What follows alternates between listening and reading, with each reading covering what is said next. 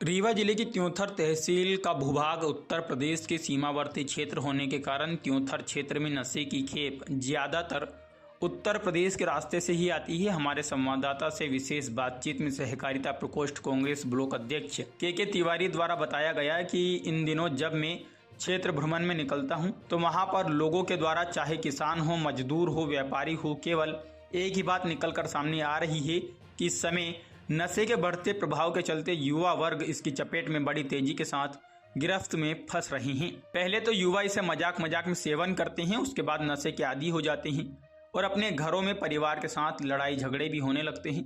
जब पैसे का अभाव होता है तो चोरी, डकैती, छिनैती में इनकलाब हो जाते हैं। लोगों का कहना है कि यदि समय रहते नशे के खिलाफ लगाम नहीं लगाई गई तो निश्चित ही समाज को इसका बड़ा खामियाजा भुगतना पड़ेगा।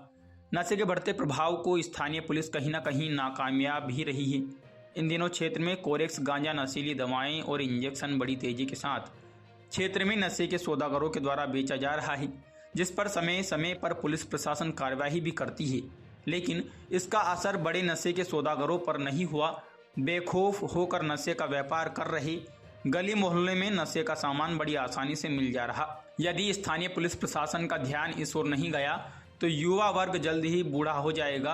अनुविभागीय अधिकारी पुलिस त्योंथर मनस्वी शर्मा का भी ध्यान इस ओर अपेक्षित है कि त्योंथर क्षेत्र के त्योंथर, चिल्ला, सोहागी, मझगवा, सहलोलवा, पंछा, ऊसर गांव सहित क्षेत्र में इन दिनों शराब की पैकारी भी बड़े पैमाने पर हो रही है, जिस पर स्थानीय प्रशासन का ध्यान इस ओर अपेक्षित है। हमारे संवाददाता कमलेश शुक्ला के साथ दिनेश द्विवेदी की स्पेशल रिपोर्ट। समय हमारे सामने कांग्रेस पार्टी के ब्लॉक अध्यक्ष सहकारिता प्रकोष्ठ के तिवारी जी मौजूद हैं। तिवारी जी, आप किन क्षेत्रों का दौरा करते हैं, वहाँ क्या समस्याएं मिलती हैं? देखिए, एक हफ्ते में एक बार मैं अपने ब्लॉक का सर्वे करता हूँ। चिल्ला से लेकर इधर पूर्वी क्षेत्र में बड़ा गांव, पुरबा, मझगमा, सालोलबा, तमाम इधर गया। सबसे बड़ी समस्या वहाँ मादक पदार्थ की आई है। बच्चे वहाँ के जो नौनिहाल बच्चे हैं वो मादक पदार्थ में लिप्त हैं। मैं चाहता ये हूँ कि जो पुलिस प्रशासन है वो चुस्त दुरुस्त अगर हो जाए तो निश्चित रूप से अच्छे बच्चे बनने में उनको कोई रोक नहीं सकता है। मैं यही अपील करना चाहता हूँ कि पुलिस विभाग जो है, देशभक्त, जनसेवक शब्द उनके अंदर, उनके उसमें लिखा रहता है, उनके शरीर में लिखा रहता है, उनके आत्मा में लिखा रहता है, तो उस पर्याय को लेकर समाज में सुधारने का रास्ता निकालें और जब वो तटस्थ हो जाएंगे तो निश्चित रूप से अच्छे समाज की स्थापना हो सकेगी। तो क्या आपका कहने का अर्थ है कि त्योंथर क्षेत्र इस समय नशे की गिरफ्त में है? हाँ, बिल्कुल, ये इसमें जो राय नहीं है। आज की जो युवा पीढ़ी है वो नशे के में बिल्कुल लिप्त है। तो आपका कहने का तात्पर्य ये भी है कि नशे की गिरफ्त में कहीं ना कहीं स्थानीय पुलिस प्रशासन उस पर लगाम लगाने में नाकामयाब रही है? भैया, तो अगर पुलिस व्यवस्था अगर चाह ले तो कोई भी गलत कार्य हो सकता है।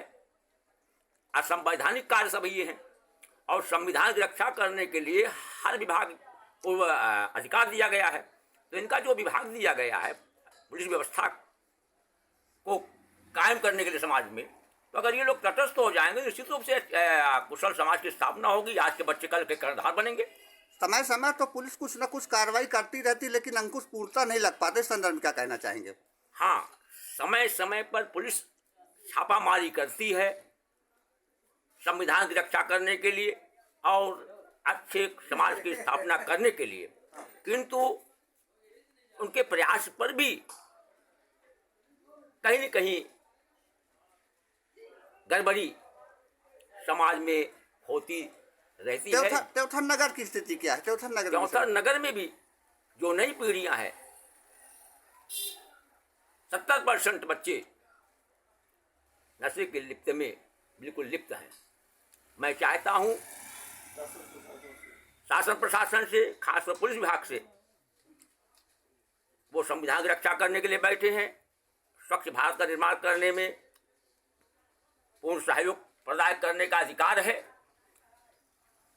बच्चों पर अनैतिकता का प्रभाव न पड़े, नशीली जो सिरप आती है, जो मादक पदार्थ जितने भी हैं, उन पर अंकुश लगाया जाए ताकि अच्छे बच्चे बन सकें और आज के बच्चे कल के देश के कर्णधार बनेंगे। मैं आशा लगाता हूँ पुलिस विभाग से कि इसमें अवश्य सुधार लाने का कष्ट करेंगे। इसी के साथ जय हिंद, जय भारत, जय कांग्रेस।